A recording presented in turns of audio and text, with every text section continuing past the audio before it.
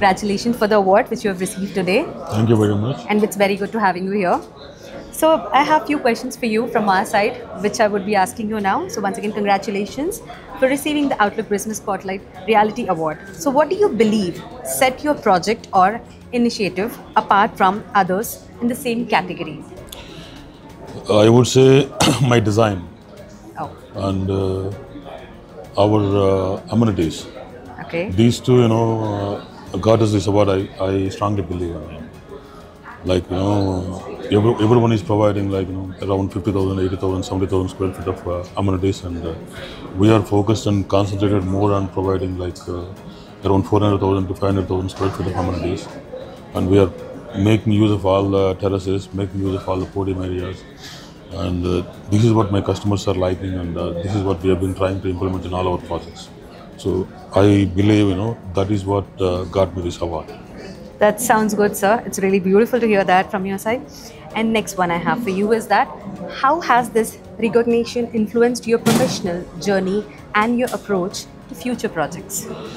See, I'm not. I have a very crystal clear policy of doing whatever unique things I like, and I've been doing.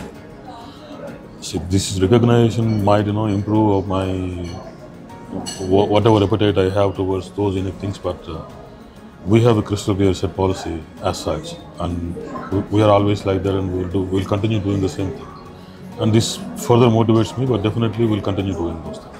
Great, sir. Sounds good too. And next one, can you discuss any key partnership or collaborations that were instrumental in the success of your project? Oh yeah, definitely. It's not only, Anvita.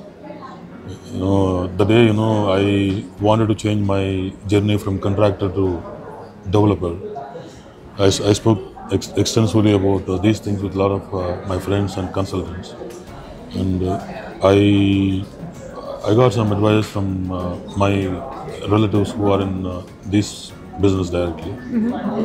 So they advised me to go for a brand. Okay. So I'd gone for a brand. Previously I've done a lot of projects, but not with a brand. Like, we used to do standalone buildings, and we handed over those buildings pretty successfully. But post-COVID, when I thought of moving from other places and do property development in this country, we created a brand first. Okay. Then we spoke to the leaders who are pioneers in this particular industry. I signed with JLL as a project management consultant. Then I started taking their advice, and they advised me to go with a lot of other consulting requirements as such.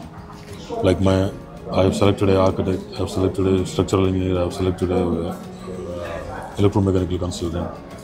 Then these are the three things which everyone follows.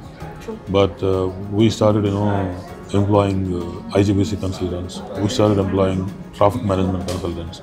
We started employing landscape consultants and window consultants, because I've seen a lot of windows got failed during 2020 rains and all. So we employed those consultants also. Those are the people, they are my team, and we use them in all our projects, and they are the people who are part of Anvita's success.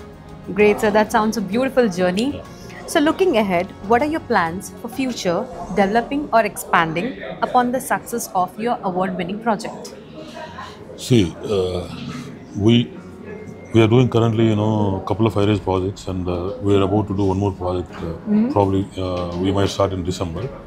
Okay. We are sending these two projects for architecture excellence awards in the country. Probably they'll get nominated sometime September.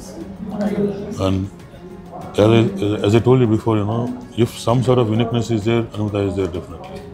And we will design all our projects with that uniqueness, and we will do the same journey, same experience. We are implementing in US now, Texas State, and we designed a couple of projects, and they are under approvals.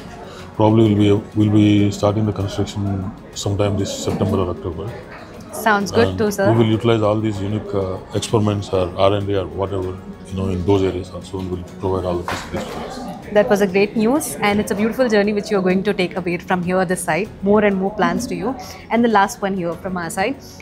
So, in your opinion, what measures should the government implement to create more favorable environment for real estate development while ensuring benefits for end users?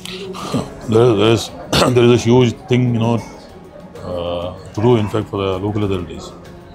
Like, see, I used to work in Dubai. Now I am working in US also. Okay. And yes, again, we are here already. Whether it is in Dubai or US, without infrastructure, nothing is going to be commenced. Like, if you have social infra, then only projects will get permissions. Here, what's happening is the infrastructure from government is, coming later, and the projects are going to that area, much earlier compared to those infrastructure stuff. This is where local authorities needs to involve and provide infrastructure so that the end user is benefited. Like I've seen a lot of projects, the building is ready, occupancy came, people are moving in, and roads are not there, drainage is not there. Certain things, there are huge contribution from local authorities required, and that is how the end user is benefited. Developers will build. Developers will provide temporary facilities. Developer will build temporary roads also. But if you have complete social infra, including public transport to that facility, yes, that is where the end user is totally benefited. That's what I feel. And I've been requesting government also on different platforms to provide social infra before. Hopefully, sir, it might happen in future, I will guess. Yeah. And thank you so much for the thoughts and opinions which you have shared with us. And once again, congratulations to you. Thank you very much. Thank you so much.